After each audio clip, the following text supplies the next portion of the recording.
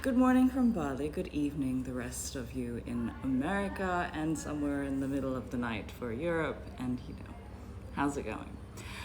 So we're going live today for my Q&A number 28 on humiliation, and this is the second part of the series of humiliation because so many of you seem to be so enthralled by this particular topic. So I would be interested to know actually why you seem to be so interested in the topic of humiliation. So if you want to add in your thoughts to the chat or maybe even within the question box, please do that. And I'm going to be answering your questions that you asked me over the last 24 hours about humiliation. All right, so click into the questions. What's going on? I can't seem to see them. Has Instagram started something new that doesn't play with my dark mode? Interesting. All right, let's just go choose them at random. Zach Beauchamp asks, what's the most humiliating thing you've ever done to a sub? This is very annoying that I can't see what I'm choosing. What's the most humiliating thing that I've ever done? I think what I perceive as humiliating, what somebody else perceives as humiliating can be quite different. And so therefore, I think it would have to be a conversation, but there have been some moments where there's been a very long and drawn out reaction, whether that's them needing to reflect upon themselves and kind of reframe what just happened and what was just said and how they reintegrate that into their lives. So I guess it would be when you really start to notice the little tiny aspects of people and you start to point them out to them. I think that is usually when things cut the hardest. You can always, put somebody in a corner, get them to crawl around on the floor. And if they deem these things humiliating, it might also shock them. But I think the thing that really kind of hits home is usually when it's something to do with an aspect of how somebody carries themselves in the world. So I'm gonna try again to see whether I can. Yeah, it's really not playing with dark mode at all. That's really annoying. Okay, so we're just gonna go through all of them then, I guess.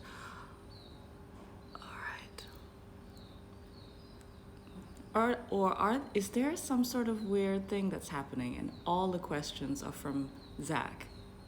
Zach, did you hack my Q&A? All right, so from Sid Vicious, what's your favorite line to say to someone to humiliate them? Do you have a list? I don't have a list per se. Do I have?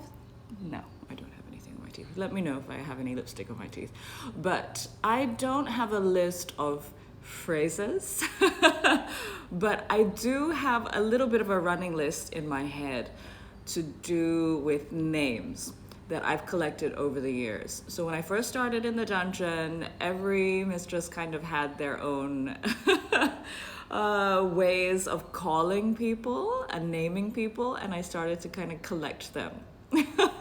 I would say that Mistress Orlan, who used the term worm, is probably still one of my favorites. Also, the way that she said it was with such beautiful flourish. So worm is pretty nice, and also all of these like small pest kind of names are kind of cute. I enjoy remembering them and seeing where it can kind of fit into things. But in terms of having a list of humiliating things, insults per se, I think the best material is when the person is sitting in front of you and they give you that material. So you can't really keep a list from that. So I think maybe the best tip would be become somebody who's ready to observe other people very carefully, and they will present you with all the material that you ever need.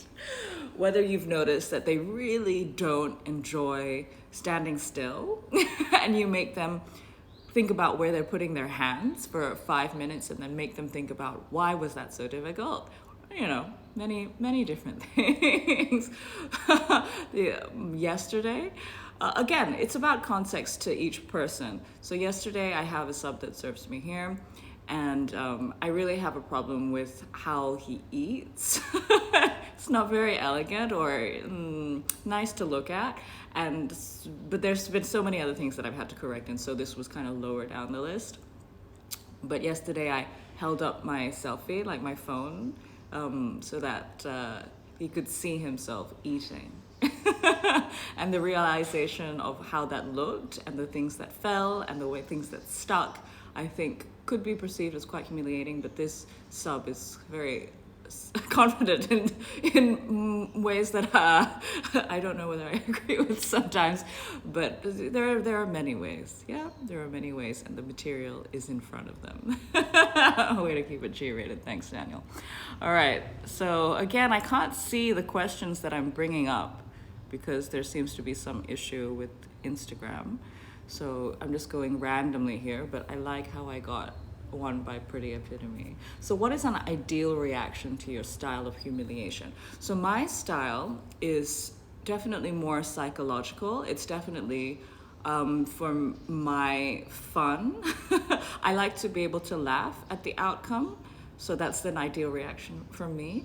But also another ideal reaction is because I usually point out things that I don't enjoy very much, but I do it in a way so that it's turned into a humiliating exercise or a productive exercise. So I would say another ideal reaction for me is that there's change. Yeah, but from somebody else, the person who I am humiliating, I would say that the ideal reaction would be self-reflection, an ability to laugh at oneself, and also for it to not be too much of a shock. So, for example, when I'm in my lifestyle relationships, I tend not to do everything at once, especially when you get to have the time to really get to know somebody. And so I do it in increments, and I generally notice everything, most things straight away, because I tend to be quite an observant person. But I choose the things that are maybe more surface level to kind of impress upon, and then we can start to maybe add in a little bit of actions that they can maybe do that are not directly linked to the things that I've noticed. And basically the idea is that I don't want to trigger people I want to understand where their pain points are. And so I take what I think is like culturally understood as maybe more surface level first. So yeah, so that's like kind of answering two things in one. So let's see what else works. How do you not cross the line? That's exactly the question that I actually wanted to pop up. So that's amazing that I chose it when I couldn't see anything in this really annoying question format thing. Anyway, so how do you not cross the line? I kind of answered that a little bit before in the previous question. And so that's really about, in a lifestyle relationship, taking time, I think, and doing things in increments. Also understanding where people have come from in terms of what they've experienced before. Have you experienced crawling on the floor before? Have you experienced kissing my feet as soon as we enter the door?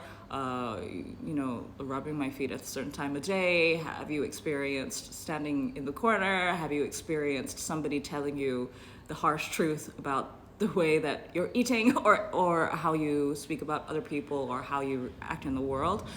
So I guess having those conversations in a lifestyle capacity, it's much easier. If you're doing it like in just a play capacity, then it's then it's very much about asking about experience, I think, more than anything. And again, the observation will always help you, but because you have such a limited time with somebody in terms of getting to know them and in terms of being able to be there if they need you from any fallback, it's really about understanding the things that people have already done and then building upon that play after play, I think. So that would be my thing. Also, if it's like an independent exchange that's not a part of a larger thing and you might be going into harsher things, I tend to make sure that they have enough of a support system around them if it's going to be, a psychological session. So whether that's they have a psychologist, whether they have partners, and so I think having that social structure around them also helps me feel like, okay, we can kind of step into this space, and it can kind of be like maybe jarring and shocking and difficult and interesting for us, And I understand that, yes, I'm going to be there, you tell them that too, but also that they have a little bit more of a network to support them if it's going to get to that level of humiliation. So I love that so many of you are asking questions about this, so much so that this is part 2 because I've already done one and the questions are different. So I want to know why you enjoy humiliation so much. So if you can write that in the comments, I would be very interested to know. Yeah. Maybe I'll go into why I'm into it so much also at some stage in this. Does penis size really matter? That could be relevant to this conversation, but I'm not going to include it because it's Instagram. I'm sorry, my French is not good enough for that question. This is so annoying. I'm so sorry, everybody who's like seeing me just choose some random. Okay, so we're talking about castration. I probably wouldn't have chosen this if I could see the question, but if you find a new slave, will you humiliate them? When you see them, would you castrate them? Yeah, you see, like, Instagram, what's going on? Why can't I see the questions that people are giving me? All right, lady left. How does one check in to prevent taking it too far with a new sub without ruining the moment? Yeah, so I did also kind of cover that. So how am I going to talk about it at a different angle? A new sub without ruining the moment. So I think that you can do a lot of things without ruining the moment by being confident in your tone. So just using the same tone that you're using in session to ask that question. Yeah, and also to almost like preempt how somebody might answer it and where it might take them. So when you say something, you kind of, I mean, playing with people, if you're as much of like a choreographer as I am, I tend to think about how people are going to react to everything that I say and that I do before I do it, before I say it. And that will tell me how they might feel, and that will tell me whether I want them to feel that and whether it fits our tone and whether it fits the concept of the whole play that I have going. So that will probably take practice and a lot of experience, but I would say that's a really high level thing that I tend to do. I tend to preempt the emotion that somebody will go into and decide how I'm going to say something, how much of it I'm going to say, depending on that. But if you don't feel confident in being able to do that in a moment, every moment, then I would say that a lot of prep would probably help. So that's like a huge applications process, or that asks about where they've come from, what they've experienced, and having a set time before you even begin. Of like, if I have people for hours, I'll sit with them for 45 minutes sometimes, you know, talking about how they've come to sit in front of me and how they've come to be interested in the things they're interested in. And that tells me a lot already, and you can kind of bring that knowledge with you into a space if you don't want to just read people off the cuff. So I would say that those are probably the most helpful things. So, all right. Let's choose another one at random and see what comes our way. Countess Stephanie, is there any type of humiliation you avoid? Very good question. So I guess we can go into the genres here in a way, in a bit. So whether that's people you want to talk about age play or race play, which tend to be maybe the forefronts of controversial. Do I avoid it? I can't say that I have touched upon race play very much. I would say that's probably at the limitations of what I am comfortable with and able to have experienced a lot. I guess I'm not pushing it either, and that's why I haven't experienced it as much as maybe other things. Would I step into that space? I think I would be interested if somebody came to me and said that they wanted to do that, then I think I could be interested creatively to think about what that would mean in terms of what I could say and how I could utilize that. But I would say that I haven't been the person pushing that. So that's a different thing, yeah? But I would be willing. So is there any type of humiliation that you avoid? I would say that this is probably more on a case-by-case basis. It's more about how much do I think somebody can handle and when do I think they can handle it. Whether that's in a stage of a relationship, whether that's to do with a particular day. Do I feel like they're feeling very vulnerable physically, so therefore I'm not going to get them to do anything physically, but maybe I'll like say some little kind of pet name / slightly degrading name, and that can bring us in a better mood. So it can also be used in a way to, you know, like lighten a scenario, and so not as heavy as I tend to do normally. So for me, this is on a case-by-case basis, and then it's about where your values lie. And I guess my values around race are a bit sensitive, but I wouldn't not go there, yeah, with the experienced person with enough conversation. So I hope that answered that. Thank you. All right, what else are we gonna do? I like CEI. I don't think we can talk about that on Instagram. Yeah, thank you for all the wonderful questions that I can't read right now, because I have to choose them at random. They're very irrelevant, some of these things. Okay, this is a nice one. Rob Ellis asks, is it really humiliation if it's something a sub wants to do in a professional relationship? Yes. The fact that it becomes a professional exchange does not negate the fact that it is still something that can be defined as humiliating.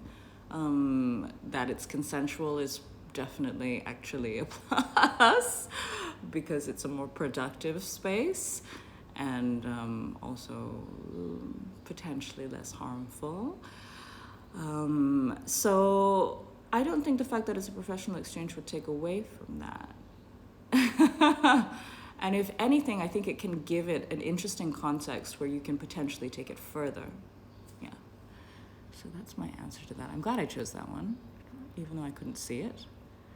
There was one by Danielle Blunt that I really wanted to choose, but I can't see it at the moment. All right. Go at random here. Is there another one from Stephanie? Okay, count to Stephanie. How does your approach to humiliation change with gender or sex?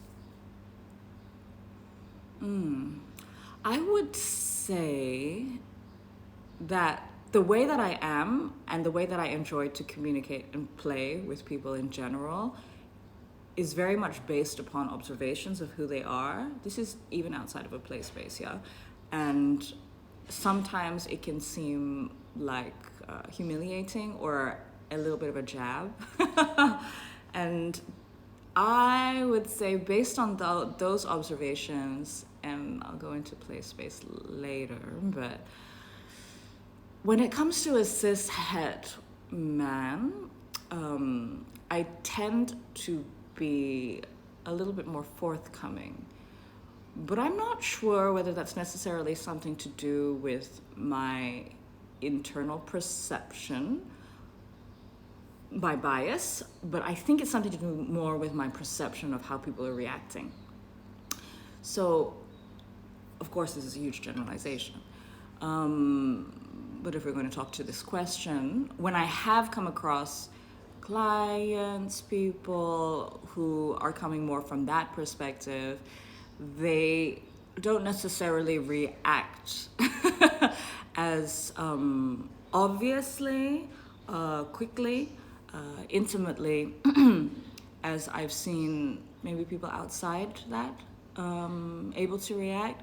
And so I feel like over time I've become faster with going straight to the point with cishet men. And so I would say that that's something I've learned over time.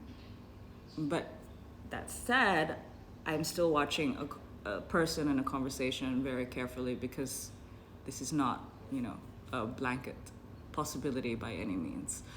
But total generalization, speak to the question. Thank you, Cancer Stephanie. All right. Okay, another Russian roulette question. Sissy made humiliation? Okay.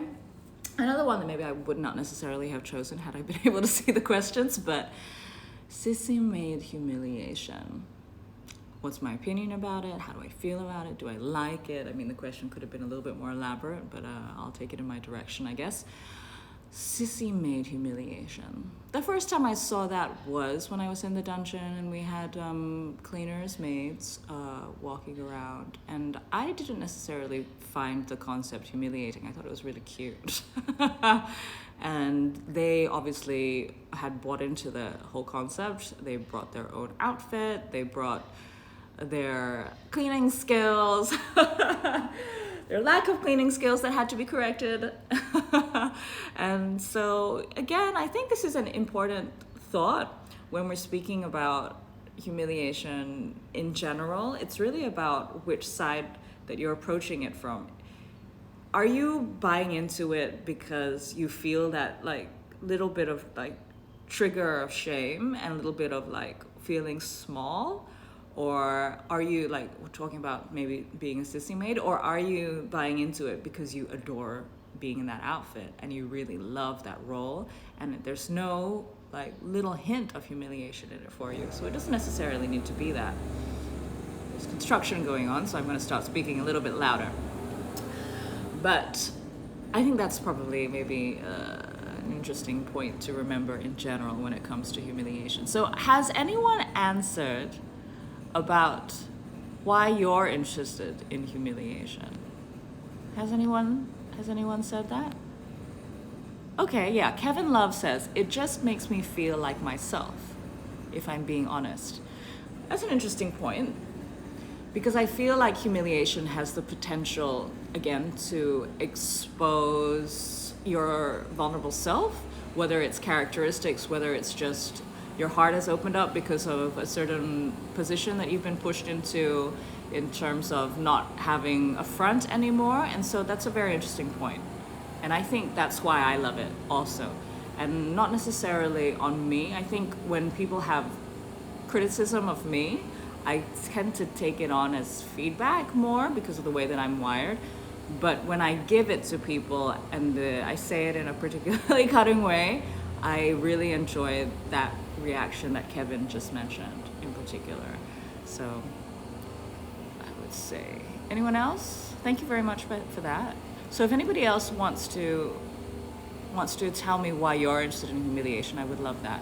So Kevin Love also says, it's about exposing myself to my dom and letting her take me to my weak spaces that I keep hidden from society. So I think that's kind of on the same vulnerability thing. Samiva says, any connection with you is an amazing connection is one reason. That is a very enlightened perspective, Samiva. Thank you. Okay, all right. So I'm going to go back to these Russian roulette questions. Let's see. I hope that Instagram fixes this soon. It's going to have to be a bit of a feedback thing for me. Okay, asking about edge play, which can also be humiliating, but we're not going to talk about it on Instagram. Asking if I have slaves. I do, but that's irrelevant also somewhat to this conversation. This is so annoying, so maybe I'll just do 2 more that are actually worthwhile. And if you have asked a worthwhile question and I haven't clicked on it, I'm so sorry, but I really can't see or read anything right now. Okay, crispy chicken. Always like your questions, crispy chicken. What is the most common response you see from those who enjoy humiliation, crying, begging? People who genuinely enjoy it and they ask for it outright. I've seen different levels, even amongst that population. I would say that they like it on like an ongoing basis. Some people like a little bit of a jab every now and then to kind of remind them where they're in their space. And some people like extreme degradation in a short period of time. And there's probably a spectrum, but that's kind of what I have been in touch with for whatever reason. And I hope you can still hear me. But for the ones that kind of like the little bit of jabs, their ego kind of gets shifted a little bit over time, and I would say that's probably the most common response, and they start to become more humble. I have much longer relationships, so this is not talking about like on just a play basis. And then when it comes to the people who really enjoy very specific degradation in certain points of time, a lot of the times there's a sustained kind of stress over that period of time that's enjoyable, that's the kind of the point, but then there's like a big cry at the end. Yeah. In terms of begging, I don't enjoy seeing people beg, so I usually tell people that straight up, and if you really enjoy begging, you're probably not going to be sticking around me for very long. But people tend to correct their behavior when I say I'm not interested in that. I'm interested in like a raw emotion and like a constructive conversation, but I don't need to see you in desperation. You can use your desperation for something that's more eloquent, but I'm not really into straight up begging.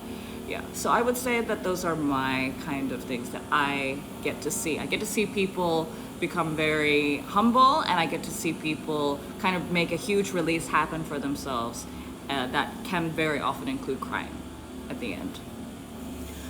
So Kevin Love asked a question inside the things. This might be the easiest thing for today. So what would put you off during a scene within humiliation? Well, I just kind of mentioned I don't love begging. But that could be in any time, not necessarily within a scene that has to do with humiliation. What puts me off is when I realize that I am probably triggering somebody, but it puts me off in a good way, right? It puts me off in a way like, all right, this is like too much, and I need to kind of scale it back into a space that's comforting. I would say that's probably the biggest thing that kind of makes me pause when it comes to humiliation sessions. In terms of what somebody else does, aside from, of course, subconsciously being triggered, then I can't think of anything else.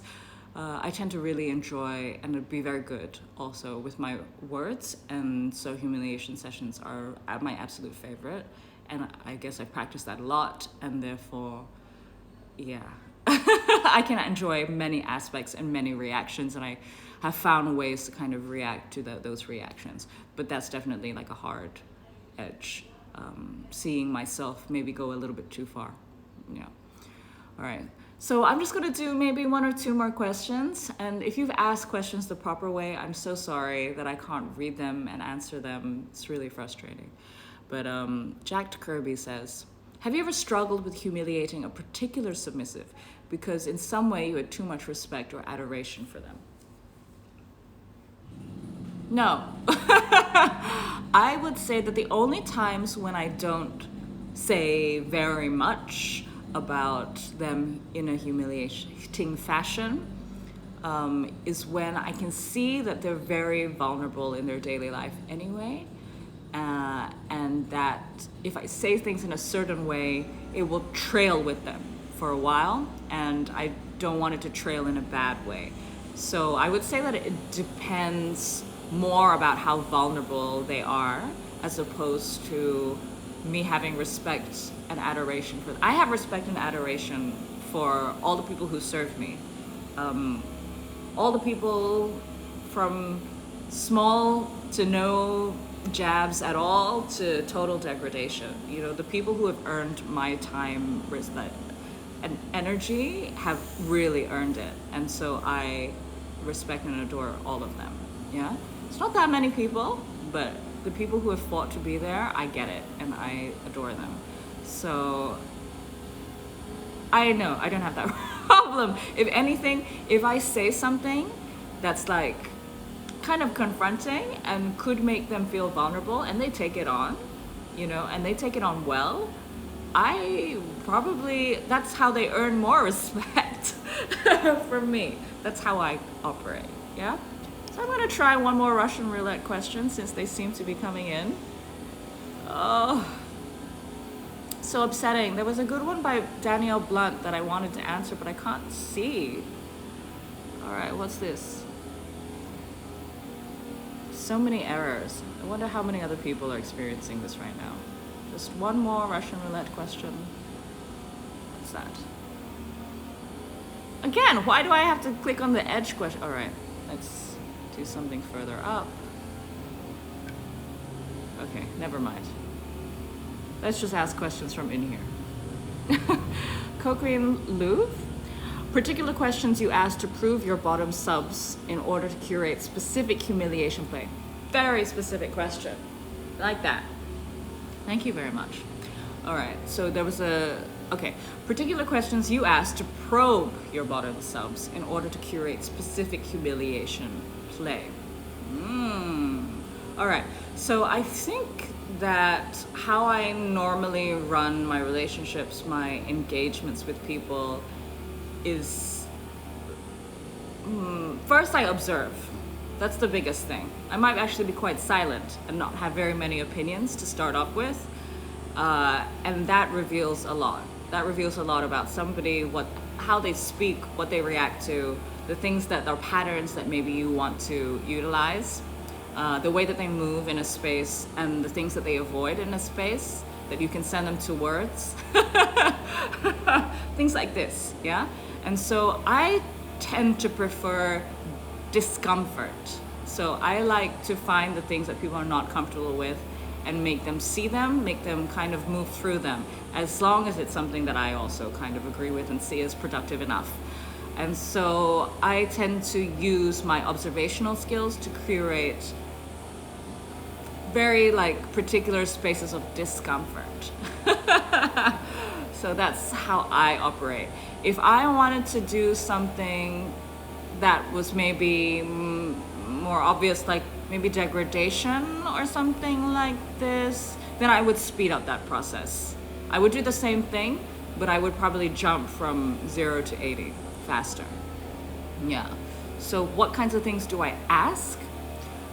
Like in session or out of session, right? So out of session, and somebody says they're interested in humiliation, it can be, so when was the first time that you remember feeling humiliated?